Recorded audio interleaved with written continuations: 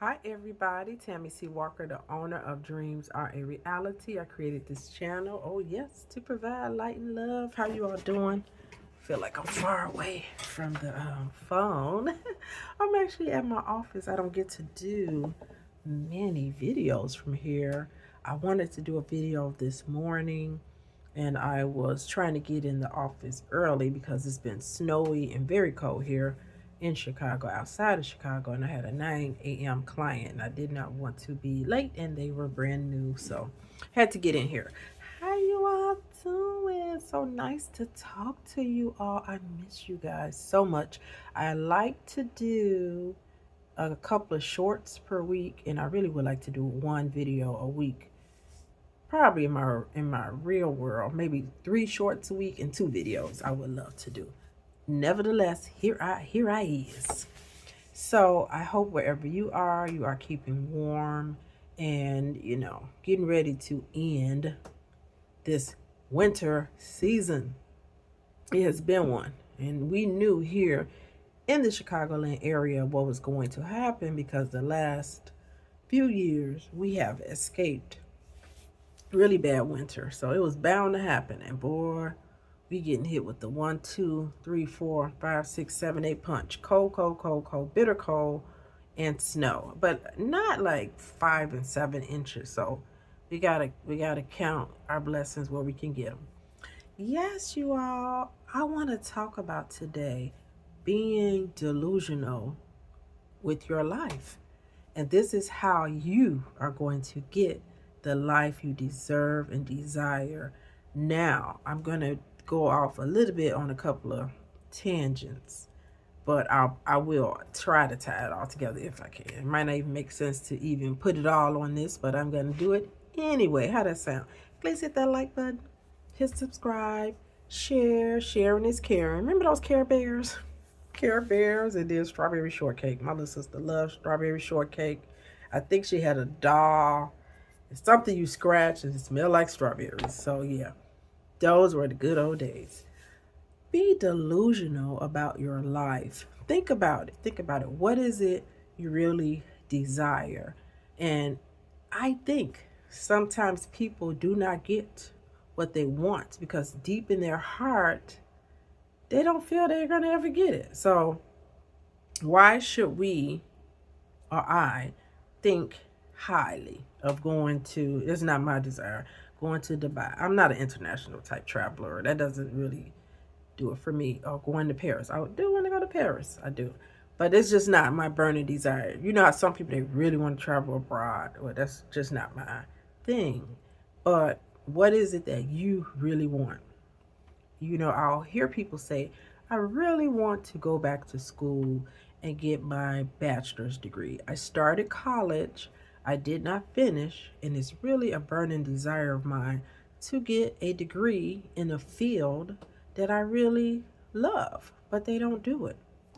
Some people, many, they have a craft, a talent, a gift that they do on the side. Oh, I wash cars really well to the point of detailing. My first cousin in Nashville, he said he could really wash a car good and detail it, and he would love to have his own auto detailing business. You have, seems like the event planning is becoming more popular. Like I'm hearing people say they do events or decorations. T-shirt business is another good one. One of my dear friends from West House does a fine job with that. And the beat goes on and on. Definitely buying a home seems to be many people's dream. I want $1 million. I hear that one all the time. I want to get married. I want to have kids.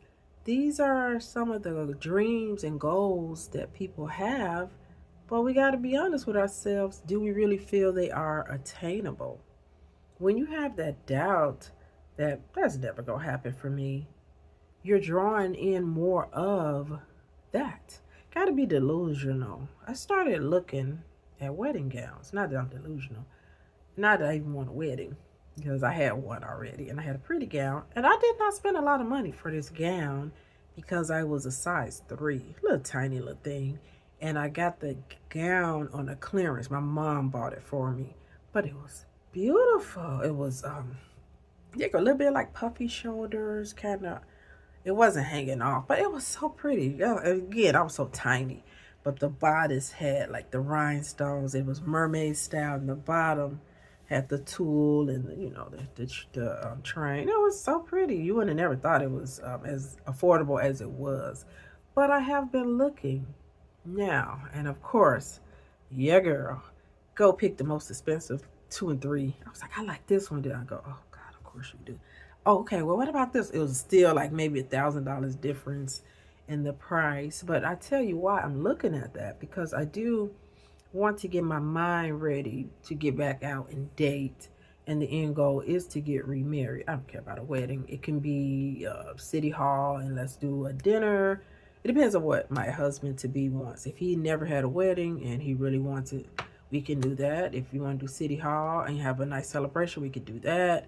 If you want to do the reception and wedding all in the same venue, we could do that. We could do, I really don't want to do destination because I feel like you kind of shut out some people. But I guess I would. I'm open, but I had to start looking at those wedding gowns just to get my mind back churning.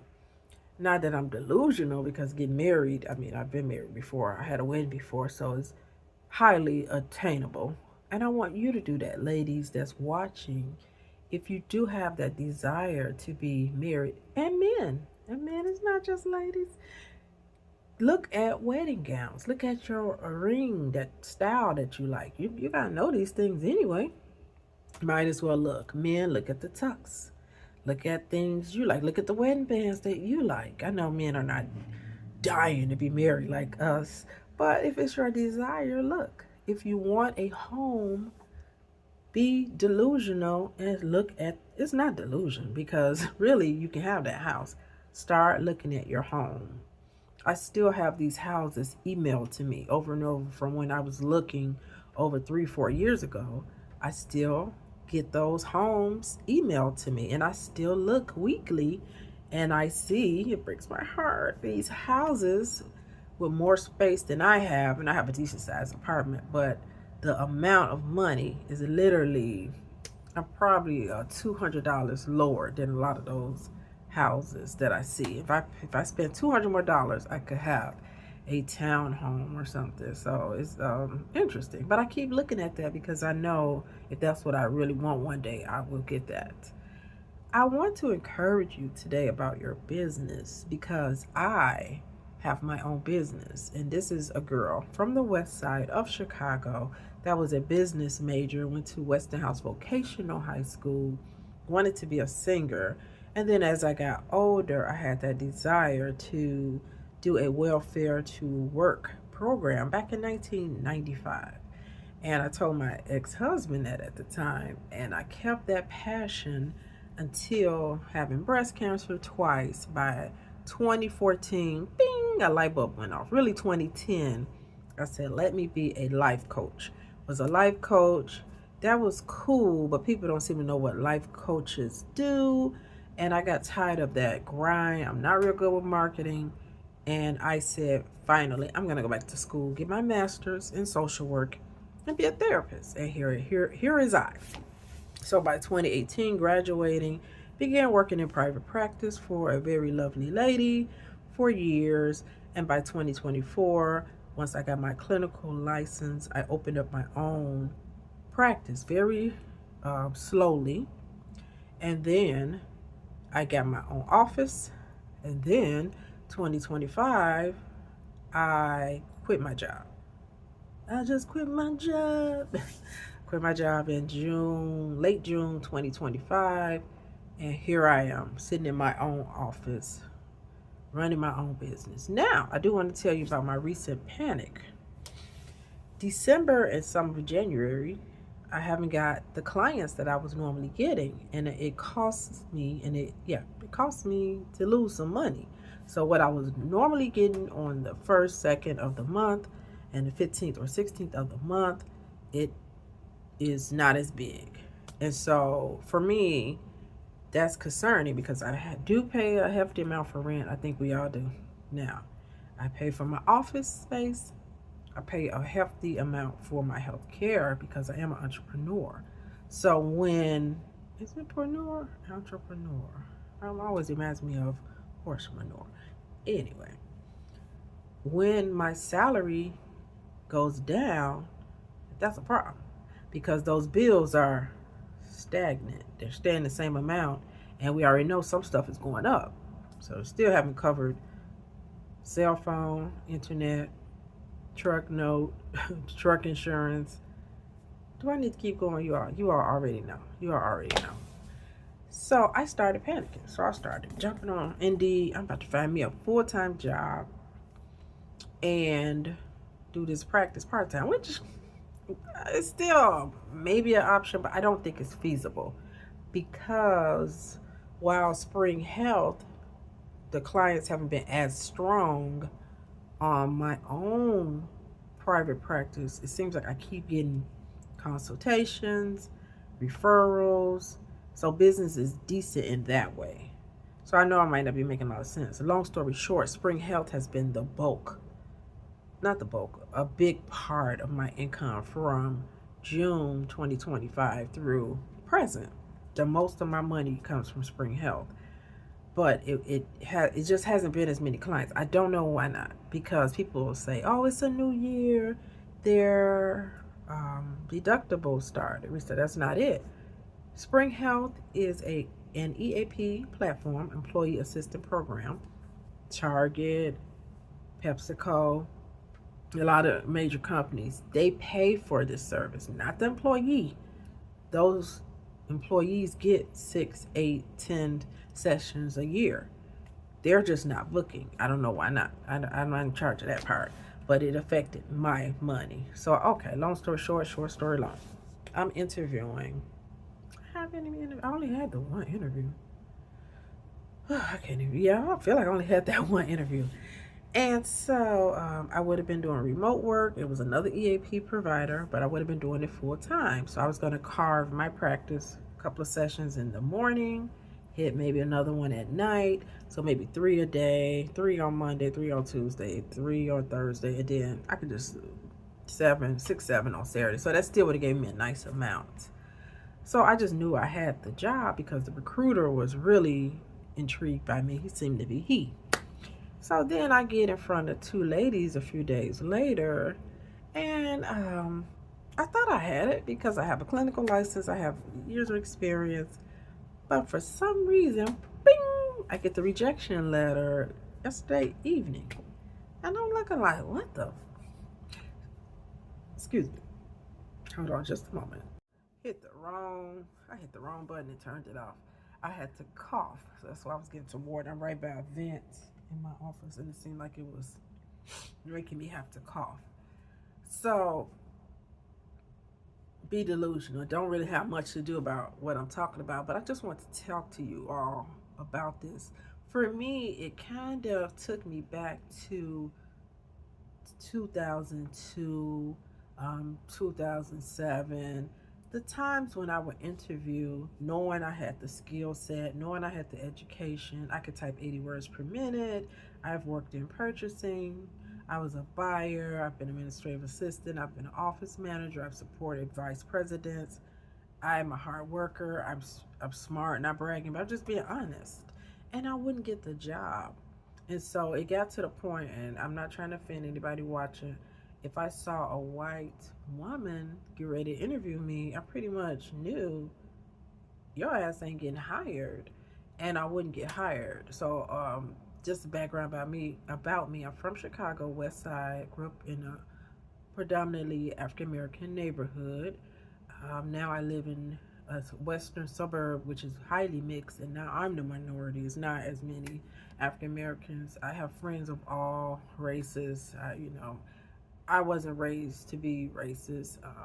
Dad was from Mobile, Alabama. He dealt with racism, so it wasn't as fun, and he earned that because he saw racism head on. He was born in the 30s, but Mom was born in 48, close to the 50s, and she was much more, open to other people. Long story short, we wasn't taught to hate. We wasn't taught to not like another race. My great nephew plays basketball with Indian young boys, white, Mexican, black, it don't matter. We don't teach our kids to be racist. My great nephew, the older brother, Jaden, his friends are mostly all white and other races. So we don't do that. But I go back to what I said and what I was saying.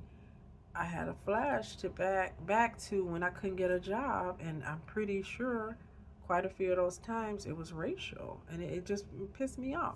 But on the flip side, on the positive side, I'm glad I have my own business, and it really put the spotlight on me as an African American woman, black woman. It's my duty. It's my duty to work this business until the wheels fall off. It's my duty to stand up for mental health awareness. It's my duty to keep on servicing these clients, and my clients are all races. Again, all races, all and both genders. And it doesn't matter. And I'm gonna keep showing up and doing a great job. So now I'm not gonna have to go and get a full-time job. What I'm gonna do is network this business.